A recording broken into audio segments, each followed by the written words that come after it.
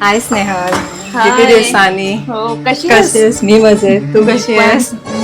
दरवर्षी बाप्पांच्या आगमनाच्या वेळेसच येतेस, यावर्षी उशीर केलास. काय सांगू तुला, जॉबमुळे कसलाच टाइम नाही मिळत. चल आधी बाप्पांचं दर्शन तर घे. हो हो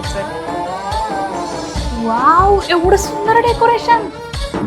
गणनायकाय गणदैवताय गणाध्यक्षाय धीमहि गुणशरीराय गुणमण्डिताय गुणेशानाय धीमहि एवढं सुंदर डेकोरेशन.